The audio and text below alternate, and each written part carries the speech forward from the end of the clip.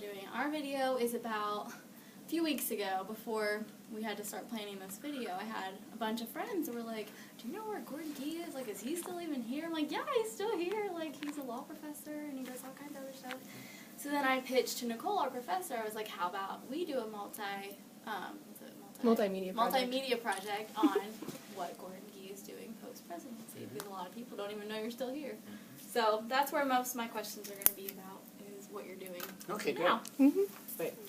Okay, so, and Nicole is really picky about having our voices on there, so if you could just like kind of restate the question and your answer, that would be perfect. Okay, that's good. So she doesn't want to have your voices. She doesn't want my voice on there. Awesome, thank you. Okay, so since retiring in July, how has your life at Ohio State changed? Well, the question is, how has my life changed? Obviously, it's a different life because of the fact that I retired from the presidency. I didn't retire from life or retire from the university. In fact, in some ways, I'm busier than I have ever been.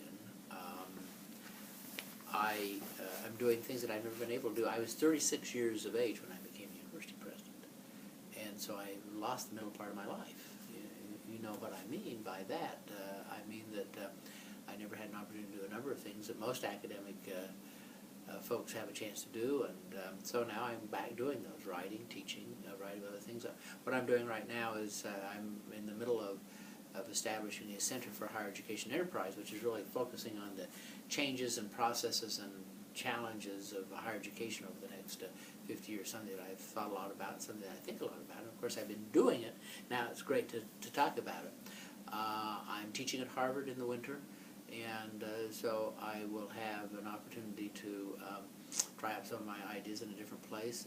I've got a couple or 3 book contracts going, writing a book on the politics of higher education, one on the humor of higher education, one on the issues surrounding the restructuring of higher education. The governor made me his education czar, which means that I'm looking at the restructuring of higher education in the state, and I'm just in the process of starting that.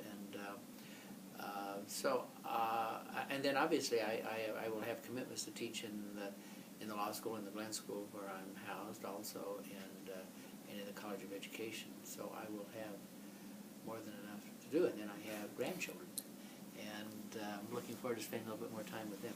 Doing a lot of traveling, doing a lot of speaking. I just spoke recently at West Point, where I gave a leadership speech, and I get a lot of invitations to speak. So I do a number of those, but it all takes time. But anyway, I'm having a joyful time. Awesome. Is that too long? No, that's wonderful. Those are great answers. Let's see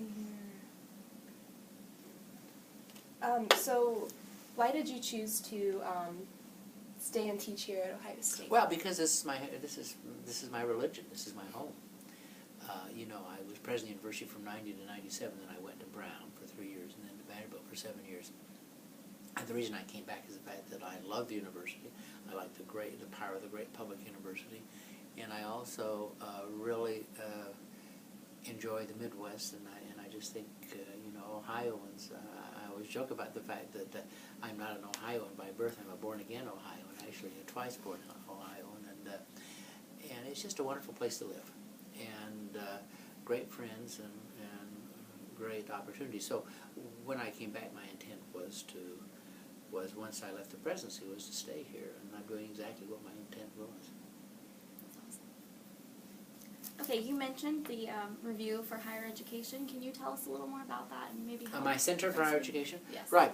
Yeah. You know, the issue of the times is a pretty simple one, except it's complex as the devil, and that is the fact that in the world in which we're operating now, we have a $17 trillion budget deficit at the national level. We have $1 trillion in student loans, the loans that are outstanding, which is like a housing crisis.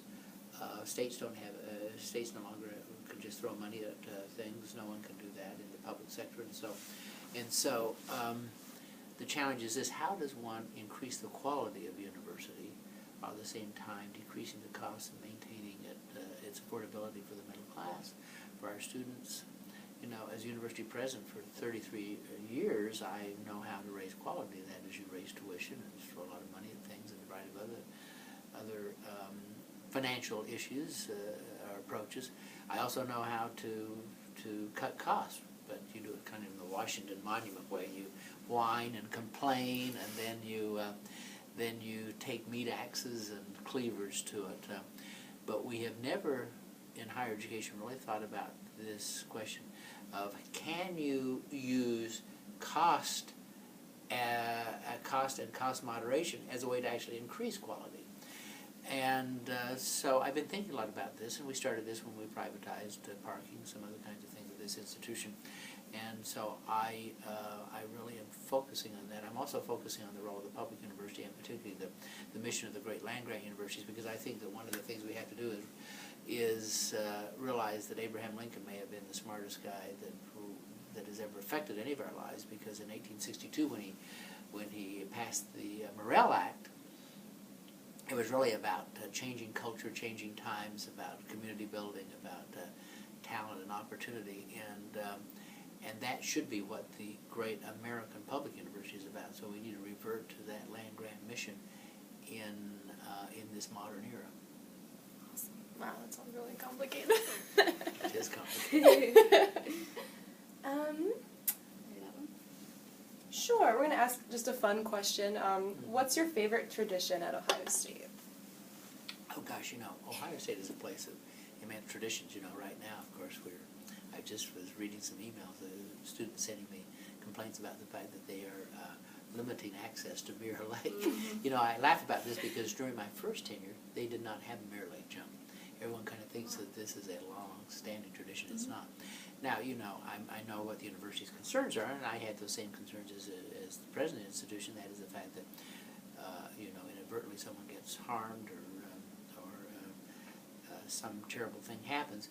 On the other hand, part of the spirit of this place and part of the beauty of Ohio State and its spirit is the fact that we do have these fabulous traditions, and people take great pride in it. And our students, unusual among students is the fact they take such pride in the traditions of the institution, and so we need to continue to understand and nurture those.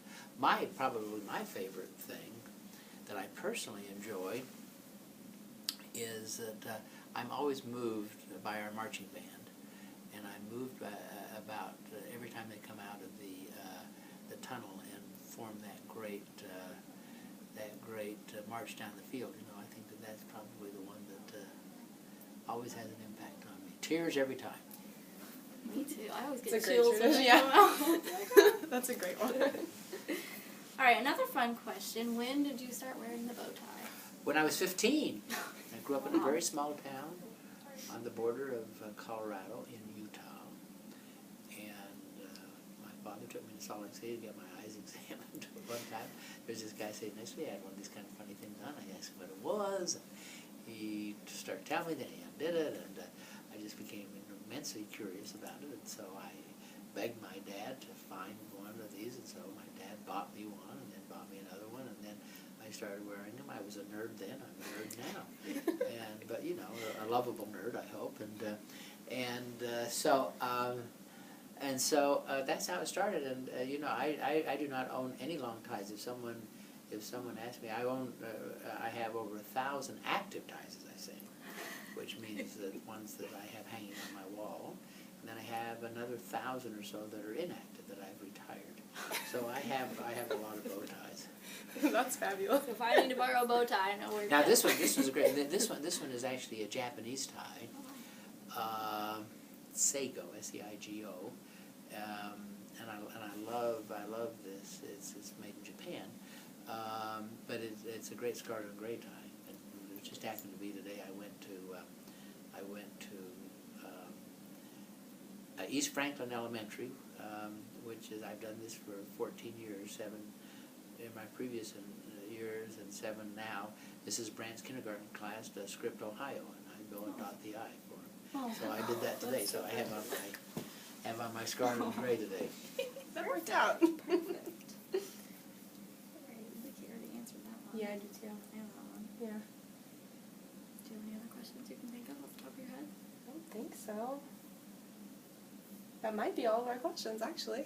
We didn't have Gosh, too many I for I you. wandered around through all your questions, didn't I? You did a great Yeah. job, though. Perfect. Right? Yes. Let's see, what else do we need? We have kind of a weird request. Okay. But for the beginning of the video, since I mentioned not a lot of people know you're still here, Right. the opening we're going to interview students.